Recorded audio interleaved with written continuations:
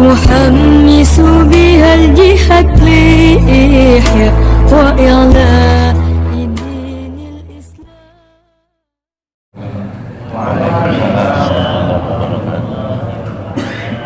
بسم الله الرحمن الرحيم.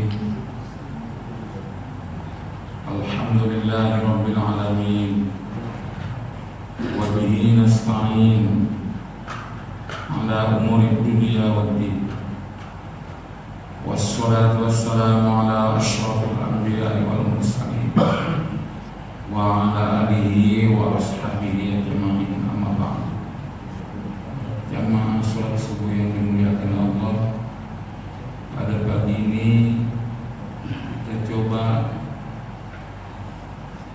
mengkaji yang judulnya At-Targhib fil Bukuri fi Talabi Rizqi wa Ghairihi wa ma jaa fi naumis subhati, memberikan sugesti kepada kita semua untuk cepat pagi-pagi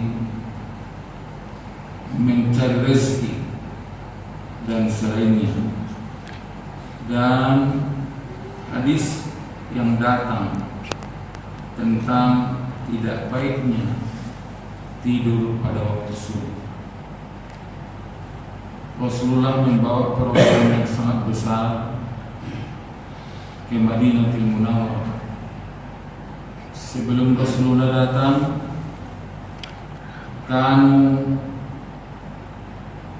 adalah mereka penduduk Madinah manusia paling curang dalam timbangan dan sukatan.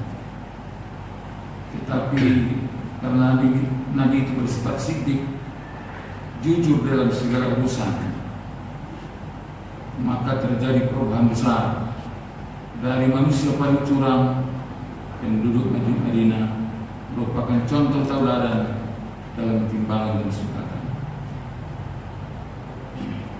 Di waktu Nabi datang ke Madinah, pada waktu itu mereka manusia paling curang, sehingga turun ayat wailul lil mutaffifin, celakalah, neraka wil bagi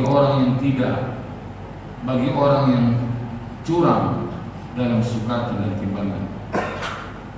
Pada masa ini pemerintah kita ada tugasnya mengkir timbangan dan sukatan. Tetapi terkadang yang punya timbangan dan tukang kiurnya kong kali kong dalam ketidakjujuran, dalam kecurangan. Terkadang tukang kiurnya nanya, ini timbangan buat apa sama kau? Menjual atau membeli? Rupanya ada bedanya timbangan yang menjual, kalau timbangan membeli ada dibedakan. Kalau timbangan membeli setengah on nggak nampak, kalau menjual sedikit saja nampaknya. Dan demikian juga sukatan, ada juga sukatan itu yang sengaja dipotong sedikit dari depannya, dari atas, supaya berkurang sedikit berasnya kalau beras. Kalau di daerah Medan atau Mandailing Natal ada istilahnya, kalau membeli cabai tidak pakai tidak pakai ons, tapi pakai sukatan. Tapi sukatannya sengaja dipukul dari bawah supaya dia ke atas, berkurang nanti cabainya. Jadi almarhum guru kita di Pondok Pesantren Mustofa mengatakan, jujur mujur, tidak jujur hancur. Orang yang jujur dalam segala urusan selalu dicari orang. Pekerjaan tidak pernah kurang. Tapi orang yang tidak jujur tentu dibenci orang dan tidak dipercaya orang. Maka dibutuhkan sifat jujur yang dipelopori oleh Abu Bakar Siddiq, karena berasal dari Rasulullah SAW. Rupanya di Madinah juga, Madinatul Munawwarah, sebelum datang Nabi, manusia lambat bangun. Kalau di daerah saya banyak orang-orang yang tidur setelah sholat subuh, bahkan tidak sholat subuh. Ada bapak-bapak yang berumur 70 tahun, apa katanya? Kalau di bulan Ramadan saya tak pernah dapat sholat subuh. Kesalahannya apa? Setelah makan sahur tidur, bukan duluan sholat subuh, tidur dulu baru sholat subuh. Yang enakan tidur kalau sudah kenyang. Yang enakan tidur kalau sudah kenyang. Bahkan ada pula masyarakat kita sehabis makan sahur sholat subuh dulu baru tidur. Itu semua tidak baik dalam agama. Nanti akan kita baca hadis-hadis tentang masalah ini. Pertama saya baca An-Sabri Ibni Wadam Al-Ghamidi As-Sahabi radhiyallahu anhu anna Rasulullah SAW qala Allahumma barik li ummati fi bukuriha. Ya Allah, berilah keberkatan bagi umatku di waktu pagi. Di versi lain, barakallahu ummati fi bukuriha. Semoga Allah memberikan keberkatan pada umatku di waktu pagi. Jadi yang didoakan Nabi pagi didoakan Nabi.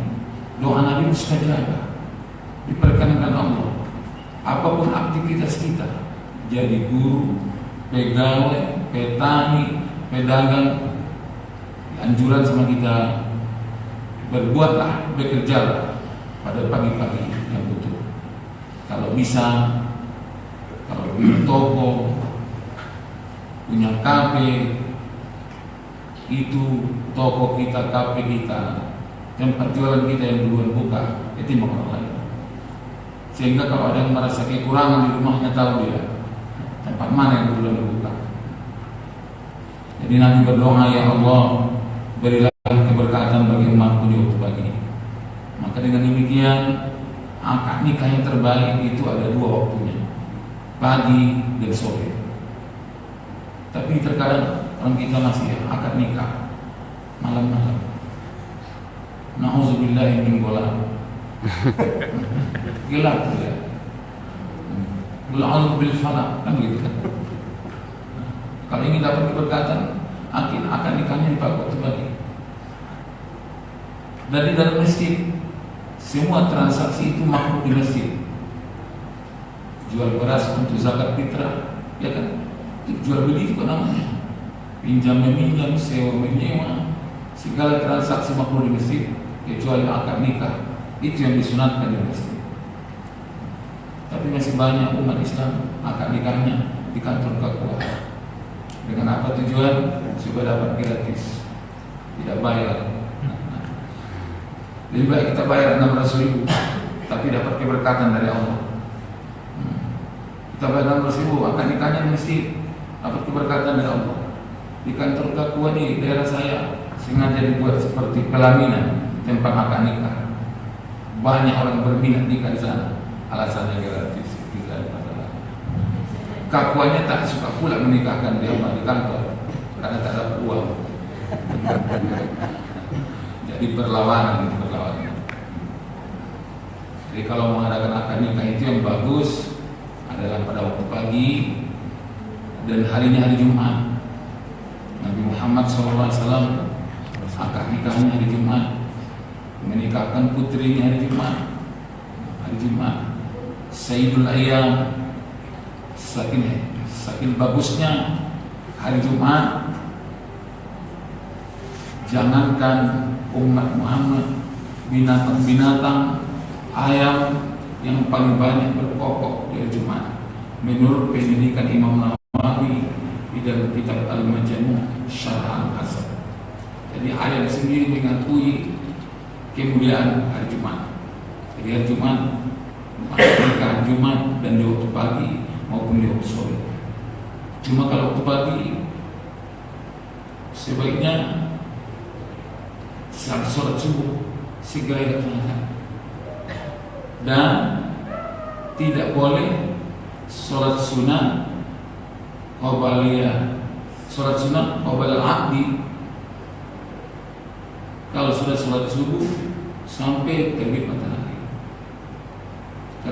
boleh sholat sunat mutlak, sholat sunat musafir, sholat sunat ihram. Banyak sholat sunat yang tak boleh dikerjakan sesudah sholat subuh sampai terbit matahari. Setiap sholat sunat laha sababun mutaakhirun. Setiap sholat sunat yang penyebabnya belakangan. Tapi kalau sebabnya dulu boleh. Tahiyatul masjid itu kapan saja boleh. Kenapa? Sebabnya duluan, masuk masjid dulu baru sholat. Sholat sunat urut demikian juga, kapan saja boleh kita kerjakan. Karena berurut dulu baru sholat. Tapi kalau musafir, sholatnya dulu baru musafir. Jadi terkadang jamaah kita, orang kita mau berangkat haji, mau berangkat umroh, kalau karena mau cepat berangkat, habis sholat subuh baru dikerjakannya. Salah. Yang benar sebelum sholat subuh kerjakan sholat musafir. Kalau mau cepat berangkat, saya khawatir nanti banyak umat Islam yang komplain di akhirat. Katanya kepada para malaikat, mana pahala gue? Saya kan banyak surat ihram. Malaikat jawab, pahala kau tanya dosamu yang di sini. Dosa mengerjakan sholat sunat tidak tepat pada waktunya. Dan tidak sedikit jamaah haji kita dan umroh kita, sholat sunatnya sehabis sholat fardu subuh ditamim. Sholat sunat ihramnya dikerjakannya sehabis sholat fardu subuh ditamim. Tamim ini bukan tanah haram. Kalau tanah haram kapan saja boleh sholat sunat. Dan di Madinah ini kan juga saja. Di Madinah sehat karena dibuatnya jamak takdim. Habis sholat zuhur berjamaah mengikuti pada imam Madinah, langsung dia mengerjakan sholat asarnya. Saya salam dengan masjid Madinah, dia langsung mengerjakan sholat fardu asar jamak takdim, qasar 2 rakaat. Sehabis itu baru pulang ke hotel. Habis di hotel berangkat mobilnya, mereka di Bir Ali masuk ke masjid. Dan di masjidnya mereka mengerjakan sholat sunat ihram. Itu perbuatan yang haram. Karena sholat asar, walaupun masih waktu subuh. Jadi perlu hati-hatian dalam ibadah. Hati-hati dalam ibadah. Seakan nanti berpahala, rupanya nggak ada pahala. Jadi kembali kepada anjuran kepada kita untuk melaksanakan aktivitas pribadi. Rasulullah itu sendiri, kalau dia ngirim tentara untuk berperang melawan orang kafir, beliau memberangkatkan tentara tadi sebelum matahari terbit. Maka setiap peperangan yang terjadi begini dimenangkan oleh umat Islam karena diberkati Allah, berangkatnya sebelum terbit matahari. Ada ulama yang besar dulu yang menyampaikan kepada 2 yang kakak beradik, kalau kamu ingin sukses usahamu, apakah kau punya sawah atau kebun, silakan berangkat dan jangan kena matahari di jalan. Rupanya salah pengertian abangnya, dipakai atap juga hanya pakai sawah. Ada yang kata begitu. Oh, ini guru ini mengatakan jangan kena matahari waktu cepat berangkat. Ya berhasil adiknya, abangnya karena sudah pakai atap bisa lama-lama kalau berangkat. Yang pokok jangan kena matahari. Salah pemahaman dia. Dan ada seorang pedagang, mungkin tukang kampas kerja sana, tukang kampas. Wah, segala macam barang yang dibagi-bagi kepada toko-toko ataupun penjualan. Ini apa namanya? Apa namanya sih? Kampas. Tukang kampas juga ya. Ada seorang pedagang, dia setiap pagi berangkat dengan kampas ini sebelum matahari terbit. Maka jualannya, dagangannya semakin maju, semakin besar, sehingga termasuk orang yang kaya. Ini keberkatan waktu tadi. Kita teruskan. Ini dari Aisyah, orang dekat Nabi. Aisyah radhiyallahu anha. Aisyah tak pernah diceritakan Nabi. Yang pernah diceritakan Nabi Sofia, Hafsah binti Sirina Umar. Ya, pernah diceritakan Nabi. Tapi Nabi cerai tidak mampu. Dibayani hukmi untuk menjelaskan hukum kepada umat Islam.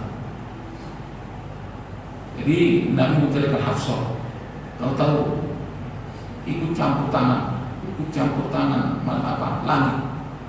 Datang perintah Tuhan kepada Jibril. Jibril langsung datang kepada Nabi Muhammad. Ya Muhammad, raji Hafsah. Hai Muhammad, rujui kembali Hafsah. Kenapa diperintahkan Allah? Diperintahkan Jibril, Nabi kita merujuk Hafsah. Innaha suwama, itu Hafsah banyak baca sunnah. Wa qawama, banyak sholat tahajud. Wa innaha zawjatuka fil jannah, itu Hafsah istrimu dalam surga. Maka Nabi merujuk ini.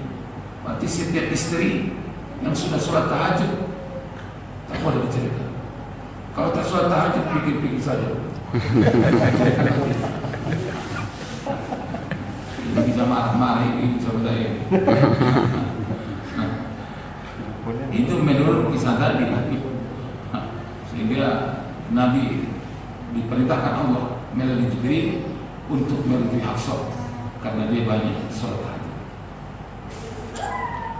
Ini hadisnya dari Aisyah radhiyallahu anha, berkata dia, qala Rasulullah, itu sahabat Aisyah, istri Nabi yang paling banyak memberikan hadis, termasuk yang paling banyak memberikan hadis karena dia cerdas, usianya masih muda. Apa kata Rasulullah? Batinul ghudwa fi talab rizqi, segeralah kamu pagi-pagi mencari rezeki. Fa innal ghudwa barakatun wa najah, pagi-pagi itu mengandung keberkatan dan kesuksesan. Mengandung keberkatan dan kesuksesan. Ini Nabi yang mengatakan. Kalau tak percaya sama Nabi, kepada siapa kita percaya? Uruya an Utsman. Hadis berikutnya diriwayatkan Utsman, menantu Nabi. Utsman dinamakan Zunnurain, mempunyai 2 nur, karena sempat 2 anak Nabi sama dia. Setelah meninggal satu, yang satu lagi dikawini. Kisahnya Umar bin Khattab menawarkan Hafsah kepada Utsman. Ya Utsman, kau kan meninggal istri, kau inilah anak saya Hafsah. Utsman katakan, saya belum terpikir untuk nikah, masih merasa sakit ditinggalkan istri. Datang pula Umar, ya Abu Bakar, kau inilah Hafsah. Abu Bakar bin tak menjawab, kecewa. Ditawarkan anak kita kepada siapapun, tak ada yang mau berminat. Bukan tidak cantik, ya. Kenapa Abu Bakar Siddiq diam? Karena rupanya Nabi sudah mengatakan kepada Abu Bakar, nanti saya akan kawin Hafsah. Tapi kalau Abu Bakar nanti bilang kepada Umar, Nabi sudah berminat, mana tahu terjadi perubahan, nanti dia takut dibilang orang berdusta. Padahal dia orang yang sudah terlanjur disebut orang Siddiq, maka dia tidak membuka rahasia Nabi. Abu Bakar tidak membuka Nabi rahasia Nabi. Maka setelah Nabi mengkawini Hafsah, lalu Abu Bakar mengatakan, inilah Umar, kau tawarkan dulu Hafsah, masa saya diam? Karena Nabi saya dengar mengatakan beliau akan mengkawininya. Saya tidak suka membuka rahasia Nabi. Lebih jujur apa saya. Jadi ini hadis berikutnya Utsman bin Affan. Naumus subhati yamna'u rizqa, tidur di waktu subuh itu menghalangi rezeki. Atau datang rezeki nggak datang. Jadi jangan umat Islam merasa kecewa kalau rezekinya tersendat-sendat. Kalau dia suka tidur di waktu subuh, karena memang tak bagus apa yang dilaksanakan. Naum subhati yamna'u rizqa, tidur di waktu subuh itu menghalangi datangnya rezeki. Seterusnya waruya an Fatimah, langsung lagi Fatimah binti Rasulullah, manusia yang paling mirip wajahnya kepada Nabi adalah Fatimah. Dan kepada Fatimah yang lebih duluan dibisikkan Nabi bahwa Nabi akan dijemput malaikat maut, akan meninggal. Menangis Fatimah. Tapi setelah itu dibisikkan Nabi lagi, di antara keluarga saya yang paling duluan nanti dijemput malaikat setelah saya adalah kau Fatimah. Kita tahu Fatimah. Maka mengingat kisah ini, setelah Nabi wafat, istri Nabi Aisyah bertanya, kenapa dulu di waktu sakit Rasulullah, mula-mula Nabi Rasulullah berbisik sama kamu menangis, kemudian berbisik, kamu ketawa. Maka Fatimah membuka rahasia, yang mula-mula dibisikkan Nabi kepada saya bahwa beliau akan wafat. Itu sebab saya menangis. Yang kedua, dibisikkan beliau kepada saya adalah orang yang mula-mula yang akan datang menyusul Nabi. Jadi Fatimah itu adalah manusia yang paling mirip wajahnya pada Nabi. Makhluk Tuhan yang paling tampan itu adalah Nabi. Tapi di masa Nabi ada seorang laki-laki yang tampan wajahnya. Setiap Nabi ngirim surat mengajak masuk Islam kepada raja-raja, yang isinya, kalau kau masuk Islam, wahai raja, pahalamu 2 kali lipat. Pertama, kau pahala masuk Islam. Yang kedua, dapat pahala karena jadi ikutan semua keluarga dan rakyat masuk Islam. Jadi setiap pemimpin masyarakat bisa mendapat pahala 2 kali lipat. Dan dalam pandangan fikih, sebenarnya sholat sunat istisqa, sholat sunat minta hujan itu hukumnya sunat. Tapi kalau diperintahkan pagi, karena terjadi umur panjang, besok kita baca sunat dulu, baru lusanya kita mengerjakan sholat istisqa, itu hukumnya menurut fikih jadi wajib. Saking kuatnya anjuran kepada umat Islam mengikuti apa yang dikatakan oleh pemerintahnya. Dari yang sunat ini bisa berubah jadi wajib. Dan kalau kita sebagai ustaz ataupun pemimpin masyarakat, perjalanan 2 marhalah itu boleh qasar, boleh jama', boleh tamam, boleh tidak jama', ada pilihan. Tapi kalau perjalanannya sudah 3 marhalah 130 km lebih, itu semua umat Islam dianjurkan lebih besar pahalanya qasar ketimbang tamam, lebih besar pahalanya qasar ketimbang. Namun kalau diikutan masyarakat, walaupun perjalanan 90 km 2 marhalah pas, lebih bagus qasar ketimbang tamam kalau diikutan masyarakat. Jadi ada beda-beda hukum sedikit. Ada keistimewaan kepada kita masyarakat supaya jadi tauladan di TKT masyarakat. Apa kata Fatimah? Saya kembali mengatakan tadi ada laki-laki yang tampan di masa Nabi, namanya Dihyatul Kalbi. Setiap ada surat yang mau dikirim mengajak masuk Islam kepada raja-raja yang diutus Dihyatul Kalbi, karena setiap orang sangat senang menerima orang yang tampan. Kalau melamar orang yang tampan yang tidak tampan, duluan diterima yang tampan.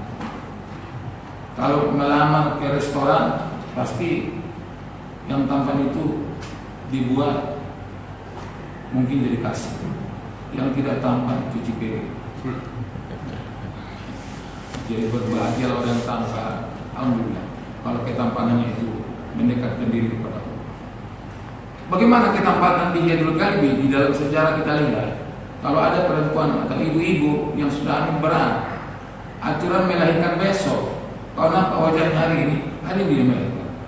Berarti anak dalam kondisi normal menyaksikan ketampanan daripada dia. Jadi kalau Dihyatul Kalbi masih hidup, mungkin keberatan dokter spesialis ahli kandungan, kan tak bisa operasi KSSR. Asalkan nampak wajah Dihyatul Kalbi melahirkan dengan normal. Untunglah beliau wafat. Kalau tidak jalan-jalan dia di Batam, keberatan SPOG. Apa kata Fatimah? Marrobi Rasulullah wa an muttaji'atun mutasabbihatun faharrakani birijli. Datang ke rumah Rasulullah, saya sedang baring-baringan setelah sholat subuh. Saya berbaring setelah sholat subuh, datang Rasulullah, faharrakani birijli, lalu Nabi membangunkan aku dengan kakinya. Rasulullah membangunkan putrinya Fatimah dengan dalinya, sambil berkata, ya bunayya, hai anakku yang kusayang, umi, berdiri kamu, ishhadi rizqa rabbiki, saksikan dulu pembagian rezeki Tuhan. Nah, anak-anak yang paling disayangi disuruh bangun, ikut menghadiri, menyaksikan pembagian rezeki. Wala takuni minal ghafilin, jangan kau termasuk yang lalai. Orang yang tidur setelah sholat subuh, walaupun sudah sholat subuh, tidur dia itu termasuk lalai. Biasa orang kita tidur suruh kali hari libur. Pokoknya dalam pandangan Islam manusia. Fa inna Allah azza wa jalla yaqsimu arzaqan nasi ma baina tulul fajr ila tulul syamsi. Sesungguhnya Allah azza wa jalla membagi-bagi rezeki semua manusia, bukan hanya muslim. Semua rezeki manusia dibagi antara terbit fajar shadiq dengan terbit matahari. Hanya 1 jam saja pembagian rezeki manusia yang ada di alam ini, hanya 1 jam. Kalau kita tidak ikut berikut itu, sayang sekali. Kenapa kita tidak ikut mendapat atau ikut berbagi rezeki yang datang dari Tuhan? Kalau di Makkah Mukarramah, rahmat Tuhan itu turun 100, tapi melalui mizabur rahmah, pancuran emas kata orang Indonesia, di Hijri Ismail. Itu namanya mizabur rahmah, pancuran turunnya rahmat Allah. Itu memang emas murni yang disumbangkan oleh Abdul Majid Khan dari Turki Utsmani, beratnya 32 kg. Itu kalau bisa dicuri lumayan. Tapi mungkin pulang lagi ke Indonesia, dipotong tangan barangkali. Potong tangannya. Terakhir, Rawa Ibnu Majah min hadis Ali. Sayyidina Ali. Orang-orang yang dekat semua ini menyampaikan tentang masalah bangun pagi ini, orang-orang dekat semua. Ali bin Abi Thalib. Ali bin Abi Thalib kawin pada Fatimah. Kalau dalam pandangan agama, kepemilikan yang terlalu dekat itu makruh kawin. Mengkawini anak paman, kawin anak bunde, kawin dengan anak dari makcik, adik dari ibu kita, itu ada anak macam yang dimakruh, yang dikawin. Dan pada hukum ada anak macam yang makruh dikawin. Tapi Ali tidak makruh mengkawin Fatimah. Kenapa? Ayah Nabi kita Abdullah, ayah Ali Abi Thalib, lebih tua Abu Thalib ketimbang Abdullah. Yang makruh andainya Ali mengkawini saudara perempuan dari Nabi Muhammad, itu makruh. Ini bukan saudara perempuan dari Muhammad, anak dari Muhammad, maka tidak makruh. Jadi ada beberapa macam yang menurut adat istiadat bagus dikawini, tapi menurut syariat udah makruh. Jadi perlu adat istiadat itu dibismillahkan, islamisasi, bukan asimilasi. Perlu islamisasi dalam adat. Di hadis yang terakhir ini, naha Rasulullah SAW anin naumi qabla tulu'il fajri. Rasulullah melarang tidur. Saya salah baca saya. Naha Rasulullah SAW anin naumi qabla tulu'is syamsi. Rasulullah melarang tidur sebelum terbit matahari. Dilarang Nabi tidur sebelum terbit matahari. Jadi tidur di waktu subuh mendatangkan kemiskinan. Tidur ba'dal asri setelah sholat asar mendatangkan kebodohan. Kalau ingin anak kita pintar, cerdas, habis sholat asar suruh dia membaca ayat wasyamsi wa duha. Katanya siapa yang mengamalkan itu, sehabis sholat asar membaca surah wasyamsi wa duha, razaqallahu fatanata bi kulli syai'. Allah akan beri rezeki sama dia, pintar dalam segala urusan. Mengamalkan wasyamsi wa duha setelah sholat asar. Tapi kalau tidur setelah asar sebentar pada matahari, itu akan mendatangkan kebodohan. Tidur ba'dal maghrib setelah sholat maghrib sebelum sholat isya, itu mendatangkan ragam penyakit. Jadi sebenarnya di agama ini sangat bagus memang kalau kita dalami. Imam Ghazali di dalam kitab Ihya Ulumuddin mengatakan kalau mau makan duluan buah-buahan. Apa dasarnya? Surah yang selalu kita baca, surah Al-Baqarah. Wa fakihatin mimma yatakhayyaru wa lahmi tayrin mimma, kan duluan buah-buahan baru makan. Kemudian saya lihat Apa sebabnya? Di dalam ayat itu bulan buah-buahan baru makanan pokok. Katanya supaya perut kita lebih mudah memproses makanan selanjutnya.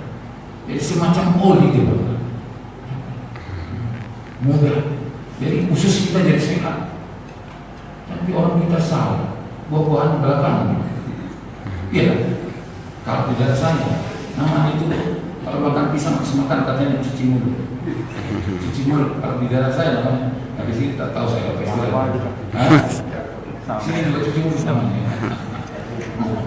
Tapi dalam agama begitu tadi, udah dimakan supaya udah diproses perut. Dan dia nanti yang paling bawah dalam perut kita. Dia yang paling bawah. Sehingga untuk kalau hajat tidak payah. Tak perlu lagi mengkonsumsi dulu kolak, tapi cukup makan kolak saja.